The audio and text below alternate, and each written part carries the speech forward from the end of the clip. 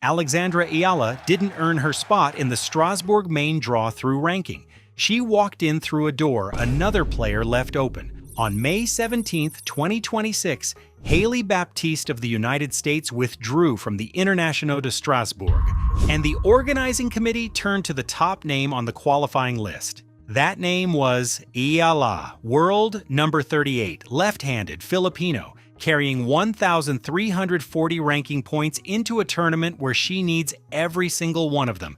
This isn't a story about a lucky break. It's a story about what happens when a system built for one kind of tennis player keeps running into a player it was never designed to accommodate, and keeps being wrong about what that means. The first question analysts asked when the Strasbourg draw came out wasn't about seedings or scheduling.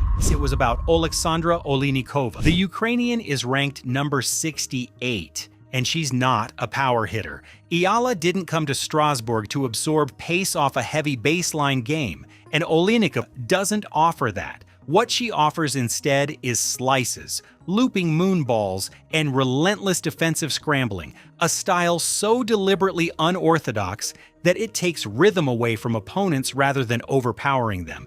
And that's where this gets complicated. All season long, the technical conversation around Eala has centered on one thing: her ability to absorb pace. Danielle Collins called it world class. But against Eala, there's very little pace to absorb. The matchup forces Eala to generate her own power, build her own points from scratch, and hold a level of tactical patience she hasn't really been tested on since the clay swing began. To understand why that matters, you have to go back to Rome. The Internazionale BNL d'Italia, the Foro Italico.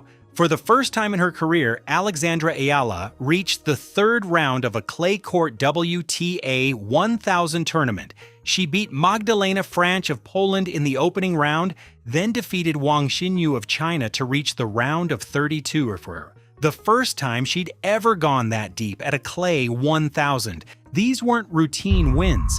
Every point at the Foro Italico carries the weight of a venue that's been the center of Italian tennis for decades. But the match that really defined Eala's time in Rome wasn't the one she won. It was the loss to Elena Rybakina, world number 2. One of the heaviest servers in the history of women's tennis. The final score was 6-4, 6-3 in Rybakina's favor, and yet analysts who'd followed Eala all season described something they hadn't quite expected: Rybakina having to work. Even against the biggest ball in the WTA, Eala's defensive pace absorption, that same quality Collins flagged as world-class, was still functioning. The loss was real, but so was the performance it was hiding. The Foro Italico gave Eala 65 ranking points and 46,080 euros. What it also gave her was something harder to quantify.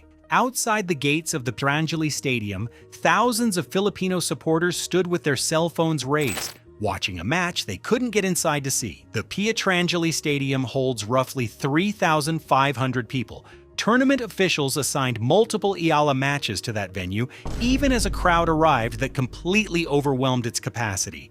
Thousands of fans, most of them part of the global Filipino diaspora that travels with Eala from continent to continent, were turned away, shut out, left watching through their screens on the pavement outside. Martina Navratilova said the situation was not right. Lindsay Davenport went further, pointing out that if Rome's organizers had properly looked at Eala's social media presence, which was approaching 1 million followers by May 2026, they would have scheduled those matches on larger show courts from the start. The documentary Tennis Experts Blast Italian Open framed this as part of a pattern that had already repeated itself at the Australian Open and the Madrid Open. Same crowd, same inadequate venue, same scene. Here's what nobody has said directly, but what the evidence makes hard to ignore. The court scheduling model wasn't built for a player whose fan base crosses 12 time zones. Show courts get assigned based on official ranking or the profile of an opponent. Eala only received a stadium assignment in Rome when she faced Elena Rybakina, world number 2. Her own ranking, number 42 at the time, didn't qualify her. And thousands of her supporters showing up didn't qualify her either. The institution had a formula. Eala didn't fit it, and the institution didn't move. Now, not everything about Strasbourg is institutional. Some of it is mechanical, and that part is worth examining closely. During the 2026 season, analyst Jimmy Arias identified a specific problem in Eala's serve: the diagnosis: an incomplete kinetic chain. She doesn't fully use her legs to generate upward pop on the ball through the service motion. The result is a second serve that, in Arias's words, sits up in the strike zone, giving aggressive returners a ball they can attack right away. The numbers back that up. Across 18 matches in 2026, Eala recorded just 20 aces. That's a low count at this level. Her ace output tells you she's relying on placement, specifically a left-handed slice serve designed to pull opponents wide, rather than power to hold serve. The slice serve works. But against the elite tier, it isn't always enough. Collins was direct about this. Fixing a serve mid-season is one of the hardest adjustments any professional can make. She called it dialing in, a slow, deliberate recalibration of muscle memory under live competitive pressure. On clay, where second serves get attacked more severely than on any other surface, the flaw Arias identified isn't just a technical footnote, it's an active problem.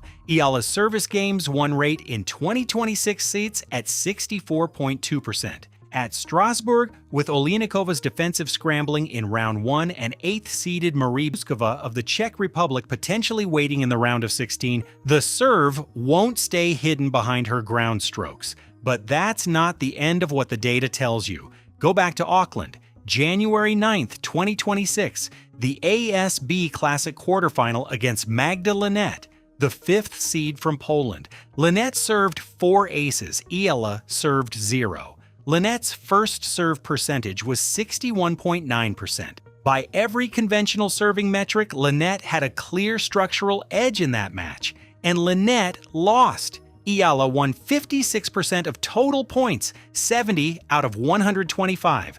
The number that explains how she saved 71.4% of break points faced, 5 out of 7, in a match where her serve wasn't generating anything for free, where placement was her only tool. Eala held position under maximum pressure over and over again. That's the other side of the kinetic chain problem. The incomplete serve is real, but the defensive structure that compensates for it is just as real. Eala's return games won rate in 2026 sits at 34.9%. It's one of the stronger numbers on tour. When the serve falters, the return game often covers it. What Auckland made clear, and what the rest of the season has kept confirming, is that Eala's primary weapon isn't power. It's the ability to stay functional technically and mentally when the match gets most uncomfortable. At the Miami Open in March, she defeated Laura Siegemund in a match that went over 3 hours. Siegemund, a seasoned tour veteran, was accused by Eala of deliberately stalling between points to disrupt her rhythm. Eala complained to the umpire, then she won, dropping the first set in a tiebreak before taking the next 2 6-3, 6-3. The ability to win when nothing is clicking, when an opponent is specifically targeting what you need most, isn't something that shows up in a ranking table, but it's there. Here's what makes Strasbourg mathematically significant, and why every round Eala survives carries a weight the scoreboard alone can't capture.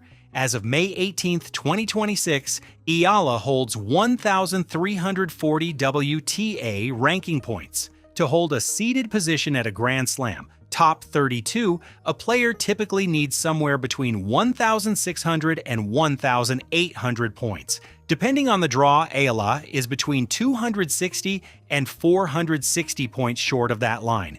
A Strasbourg semifinal is worth 195 ranking points. A final is worth 325. A title is worth 500. But point accumulation is only half the story. The WTA runs a 52-week rolling system, which means points don't just build, they expire.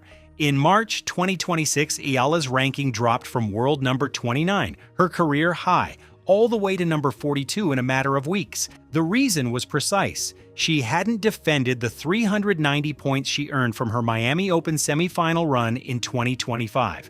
Those points came off the board. The ranking followed. The system didn't care whether her current tennis was better or worse, than the tennis that earned those points a year earlier. Strasbourg is the last event before the French Open begins on May 24th. It's the final window to accumulate points before the Roland Garros seeding list closes.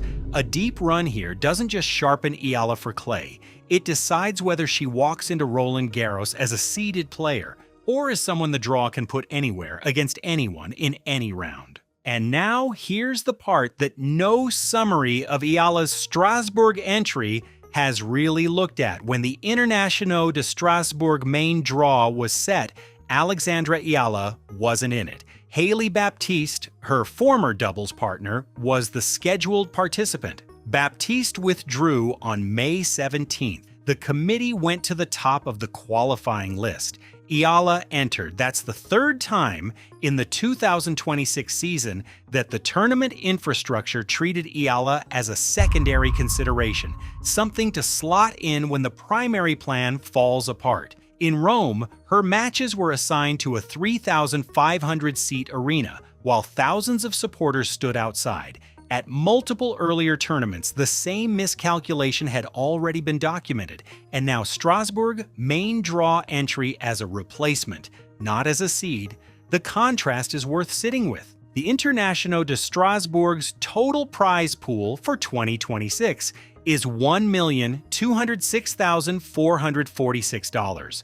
A title is worth $188,135 and 500 ranking points.